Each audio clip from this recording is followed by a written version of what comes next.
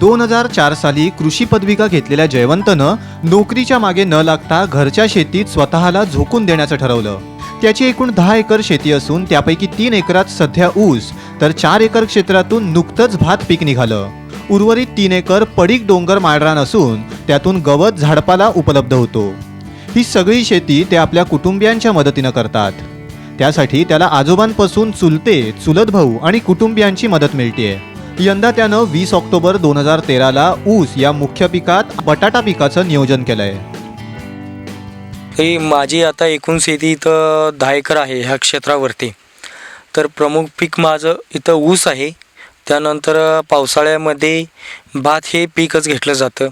तर त्याला दुसरा फाटा देण्यासाठी मी वेगवेगळे शेतात प्रयोग करत आलो आहे.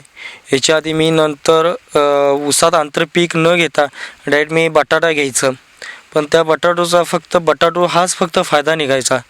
तर दुसरा मी प्रयोग करत असताना मला गेल्या वर्षी ज्यावेळी बटाटा केलता, निवड फक्त बटाटा, त्यामध्ये 1,10,000पर्यंत आम्हाला उत्पन्न भेटलं होतं एकरी.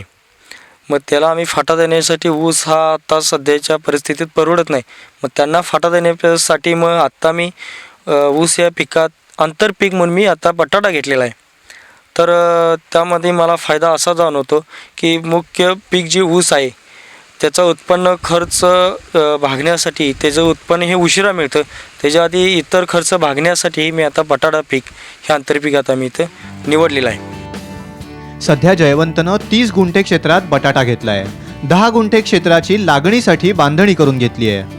बटाट्यासाठी कुफरी तर ऊसासाठी को 265 ही जात निवडली आहे. पूर्व मशागतीवेळीच डोंगर माथ्यावर उपलब्ध असणाऱ्या कडुनिंब, गिरीपुष्प, करंज, निलगिरी यासारख्या औषधी वनस्पतींचा पाला काढून तो गाडून घेऊन रान बांधणी केली. त्यानंतर 3.5 फुटाची सरी सोडून वरंब्यावर हलका कुळव मारलाय. त्यावर बटाट्याची लागण केली आहे. तर सरीमध्ये ऊसाची लागण केली आहे. वरंब्यावर ठिबक संच टाकून वरंब्यावरील बटाटा आणि सरीतील ऊसालाही पाणी मिळेल असं नियोजन केलंय. पूर्व मशागत जर करायची झाली तर जे आपण ऊसासाठी जशी पूर्व मशागत करतो, 2 वेळ नांगरट असेल, खोल नांगरट, त्यानंतर रोटरच्या साह्यानं जे ढेकळं असतात ते बारीक करणं, नंतर रेझर साह्याने आम्ही ते सरीसून घेतो. पण त्याच्या आधी जे शेतीला जे उत्तम खत मानलं जातं, जे शेणखत, ते आम्ही ह्या 1 एकरमध्ये जवळजवळ 25 ते 30 गाड्या आम्ही शेणखत एवढं भरपूर प्रमाणात घातलेलं आहे.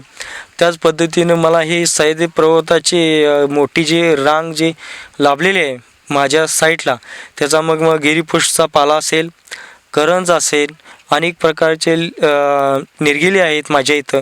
सरळ मी त्या मजुराच्या साह्याने मी सरळ शेतात टाकून देतो आहे. त्यानंतर गाडतो आहे आणि नंतर मग ती मी सरी सोडतो आहे. मग आत्ता मी सध्या ऊसासाठी 3.5 फुटाची आत्ता सरी मी सोडलेली आहे. त्या सरीमध्ये आता मी खाली मुख्य पीक हे शेती आतामध्ये ऊसाचं मी निवडलेलं आहे. त्याच भांड्यावरती मी ड्रीपच्या माध्यमातून मी आता बटाटा हा भांड्यावरती घेतलेला आहे. कारण की असं आहे, जे ऊसाला आपण पाणी देणार ड्रीपनं, निव्वळ ऊसाला न देता ते भांडा तसाच भिजत राहतो.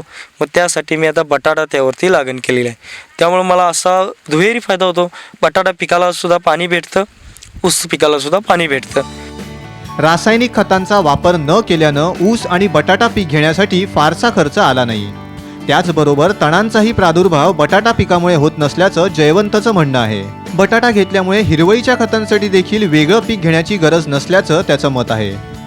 जे हिरवळी खतं टाकण्याची गरज जे असते, ताग असून दे, ढेंच्या असून दे, म्हणजे ताग ढेंच्या लागणला करतात, नंतर मोठ्या भरणीला तो मोजवला जातो हिरवळी खतासाठी. पण मी तसं न करता भांड्यावरती बटाटा हे पीक घेतलेलं आहे.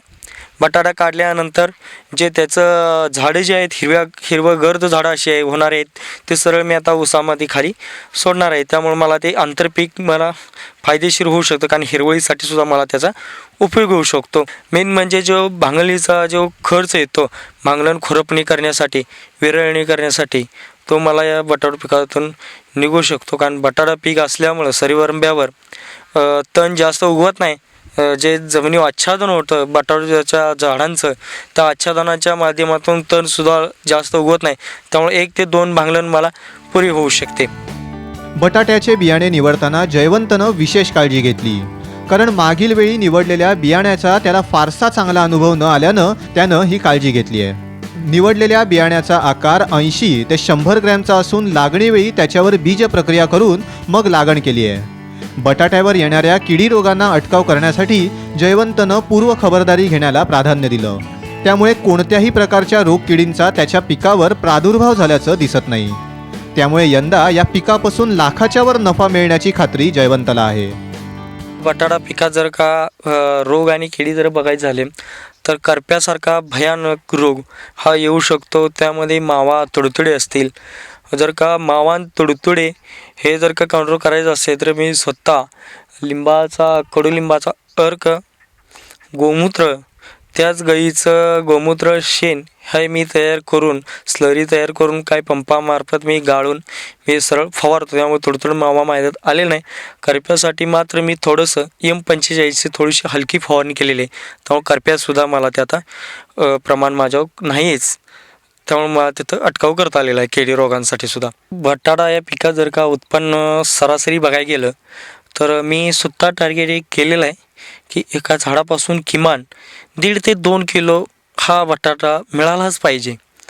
त्या जर का टार्गेटनुसार मी ठरवलं तर मला ह्या माझ्या शेतातून जो 18 ते 20 क्विंटल एवढा बटाटा मला मिळू शकतो. आणि आत्ता मार्केट लेवलची जर किंमतचे जर बघायला गेलं बटाट्याची तर 18 ते 20 किंवा 35 सुद्धा आता किलो बटाटा चालू आहे. ते जर का रेट धरला तर मला 1 लाख ते 1.25 लाख रुपये सहज मला इथे भेटू शकतात. जयवंत मगदूम यानं घेतलेलं पीक परिसरातील सर्व शेतकऱ्यांना तसंच कृषी महाविद्यालयात शिक्षण घेणाऱ्या विद्यार्थ्यांना देखील चांगलंच मार्गदर्शक ठरत आहे. नुकतीच त्याच्या पिकाची माहिती घेण्यासाठी वारणा महाविद्यालयाच्या कृषी विभागातील विद्यार्थी आणि शिक्षक वर्गांनी भेट दिली.